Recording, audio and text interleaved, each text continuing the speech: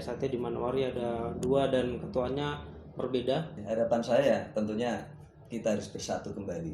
Dalam artian persaudaraan itu tidak membedakan suku, agama, dan latar belakang status sosial lainnya.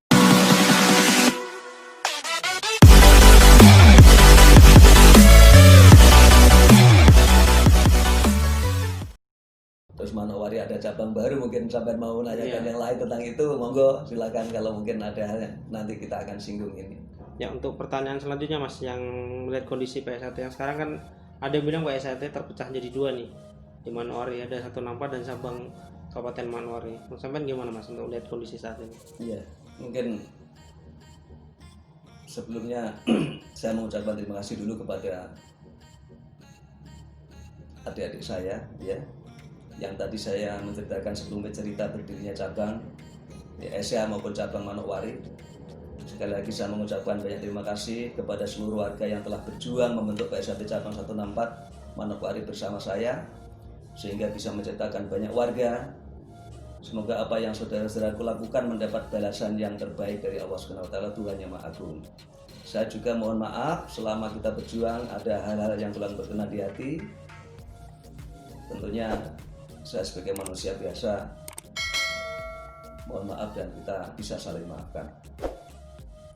Yang kedua, menyikapi yang tadi disampaikan isu atau bukan isu ya, yang berkembang saat ini bahwa PSAT Manowari itu ada 2, satu adalah cabang 164 yang satu adalah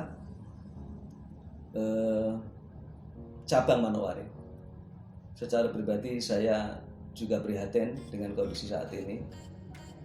PSAT terjadi perpecahan karena pada awalnya tahun 2016 itu pusat mengadakan perapatan luhur atau Parluh 2016.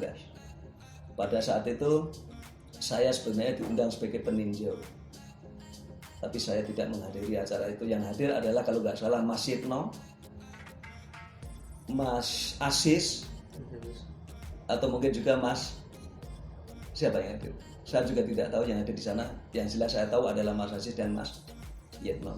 Dan saya memang ditelepon juga dari saudara-saudara tua di sana, saya tidak bisa hadir.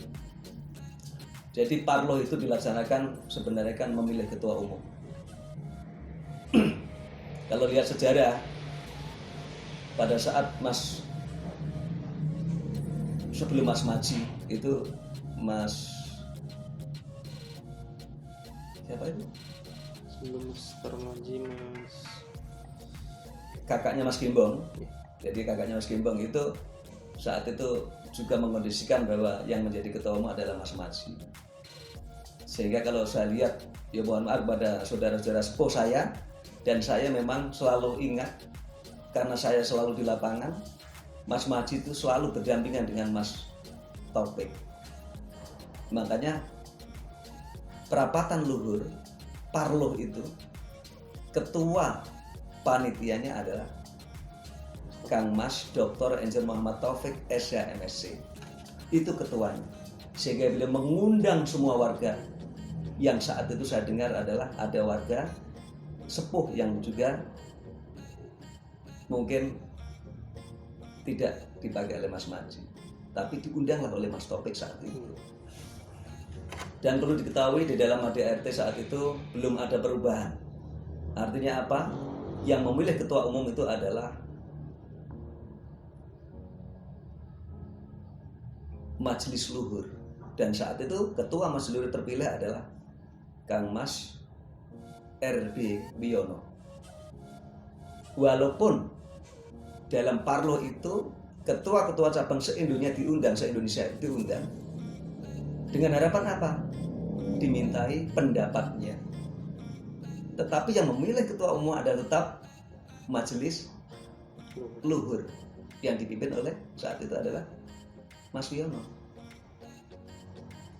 Saya hanya melihat di medsos, mendengar, dan saya membaca di ADART. Kalau saat itu ADART dirubah bahwa yang memilih adalah ketua cabang itu adalah cabang-cabang, ya itu baru. Artinya apa? 2016 menurut saya itu sah secara hukum. Memilihlah ketua saat itu adalah yang terpilih Mas Taufik. Dan Mas Topik mengajak Mas Murjoko menjadi ketua harian. Jadi pelaksana harian adalah Mas Murjoko. Kebetulan beralamatkan di Madiun. Jadi kalau ada simpang siur PSAT pusat pindah di Solo, pindah Jakarta, itu sebenarnya nggak benar. Makanya kalau saya ditanya, Mas Hasim milih mana? Saya memilih yang benar, yang sesuai dengan hukum, yang sesuai dengan ADRT pada saat itu. Sehingga disepakati Ketua Umum Mas Topik, Ketua Harian adalah Mas Murjoko. Dan itu masa baktinya 2016 sampai dengan 2021. Namun baru berjalan setahun, September, tanggal 21 September 2017 terjadilah pemilihan baru yang bagi saya itu tidak sesuai dengan alur organisasi, tidak sesuai bagi saya. Karena sebenarnya warga sepuh itu harusnya memberikan contoh kepada adik-adiknya bahwa warga sepuh itu harus memiliki sikap ikhlas. Perjuangan segala sesuatu yang diniati dengan niat yang ikhlas tidak akan ada embel-embel di belakangnya. Insya Allah itu akan berjalan dengan baik. Warga sepuh harus menjadi contoh. Yang namanya yang kedua adalah sikap legowo. Legowo dalam artian menerima hasil apa yang telah ada, itu legowo. Tapi rupanya secara organisasi belum memahami menurut saya.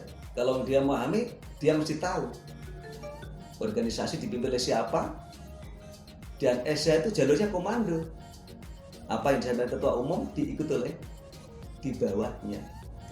Sehingga terjadilah dua pimpinan SC, yang satu dipimpin oleh Mas Topik hasil Parlo 2016 menurut saya secara hukum benar.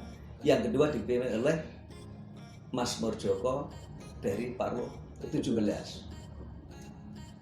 Kalau di cabang Manokwari terjadi pecah, wajar. Jadi bukan cabang tandingan. Yang satu cabang memilih bukan merasa memang benar 2016 itu secara hukum, dan yang kedua satu nampak mempertahankan Mas Murjoko juga sebagai ketua umum, dan itu sah karena memilih itu adalah hak asasi yang dilindungi oleh undang-undang. Sehingga saya berpendapat walaupun kita beda, tapi kita ingat bahwa senam jurus pakaian itu semuanya sama. Harus ingat, kita harus tetap rukun dan bersatu. Karena seorang pendekar silat itu adalah dia itu harus menciptakan suasana yang adem, suasana yang dingin. Bukan sebaliknya dia menciptakan suasana yang panas, memperkeruh keadaan, mengajak konflik. Itu bukan seorang pendekar. Pendekar itu dia punya sifat yang sabar. Dia menghargai pendapat orang lain. Dia menerima arahan atau saran dari orang lain. Dia selalu membela yang benar dan yang lemah. Itu seorang pendekar itu. Kalau itu dimiliki, yang dilandasi dengan keimanan dan ketakwaan kepada Yang Maha Kuasa, yang dilakukan secara ikhlas, saya yakin SH Manokwari akan menjadi semakin hebat dan besar, yang senantiasa juga akan dicintai dan didambakan oleh masyarakat. Itu yakin. Makanya tunjukkan bahwa SH itu dia tidak hanya silat saja. Tunjukkan dengan apa? Kegiatan sosial, membantu kepada yang lemah. Kalau kita nggak punya duit bagaimana? Kita iuran. Karena dikatakan di ADRT, keuangan SH itu berasal dari iuran warga, iuran siswa, dan bantuan yang tidak mengikat. Itu keuangan organisasi. Makanya apabila organisasi sudah berdiri dipimpin oleh seorang ketua, maka yang lain harus taat kepada pimpinan cabang setempat. Bagaimana dengan warga sepuh? Warga sepuh memberikan saran, masukan. Jangan sampai ada warga sepuh yang merasa dirinya senior terus dia bikin ulang, itu tidak bisa. Itu tidak menjadi contoh yang lain. Dan dia harus menyadari bahwa dia, oh ya saya salah. Gitu Mas. Jadi artinya cabang Manokwari memang cabang baru, tapi itu bukan tandingan. Karena dia memilih kepada cabang yang hasil itu sah secara hukum dan sah secara organisasi. Itu adik-adik saya harus pahami itu. Dan saya minta maaf mungkin kita beda pandangan, yang tentunya hal ini tidak mencederai persaudaraan. Persaudaraan itu tidak membedakan suku, agama, dan latar belakang. Ingat itu. Tidak membedakan suku, agama, latar belakang, dan status sosial. Demikian Mas.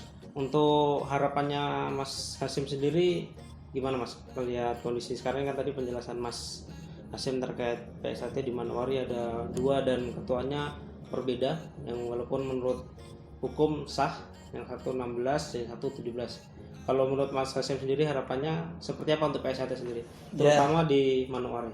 Iya, harapan saya tentunya kita harus bersatu kembali. Dalam artian persaudaraan itu tidak membedakan suku, agama, dan latar belakang status sosial lainnya. Sehingga bersatunya itu tidak membedakan hal-hal yang lain, termasuk pandangan. Walaupun kita beda pandangan, tapi kita harus ingat, senam jurus, lambang, pakaian itu sama. Sehingga apa? Persaudaraan itu harus kita tetap saling tegur sapa, kita ciptakan suasana yang dingin, kita hargai yang lain, kita hormati yang sepuh. Jangan merasa kita hebat. Kalau kita merasa paling hebat, maka dia akan meremehkan orang lain. Kalau dia meremehkan orang lain, Tuhan yang akan turun tangan. Sehingga Tuhan itu mengajarkan kepada kita, ciptakan suasana yang baik, maka semuanya akan menjadi baik. Niati semua dengan keikhlasan hati, perjuangan itu dengan ikhlas, maka tidak akan ada embel-embelan itu, kita akan menjadi besar dan legowo senantiasa kita ciptakan dalam hati kita masing-masing. Sehingga dengan begitu kita akan senantiasa dicintai oleh masyarakat di sekitar maupun dimanapun berada, dan keberadaan Asia itu mudah-mudahan senantiasa didambakan oleh siapapun dan oleh bela diri apapun, suku apapun, baik di dunia, baik di Indonesia maupun di tingkat dunia. Saya kira itu Mas dari saya. Mungkin itu juga akhir dari closing statement dari Mas Hasim. Kita akhiri video. Jadi kalau menurut teman-teman atau saudara-saudara yang melihat video ini, kalau mau ada ditanyakan ke Mas Hasim, boleh ditulis di komentar, nanti kita akan buat videonya. Kalau misal dari saudara-saudara lain masih ada yang mau ditanyakan Mas, jadi nanti di videonya boleh saudara-saudara tanyakan di kolom komentar. Sekian, wassalamualaikum warahmatullahi wabarakatuh.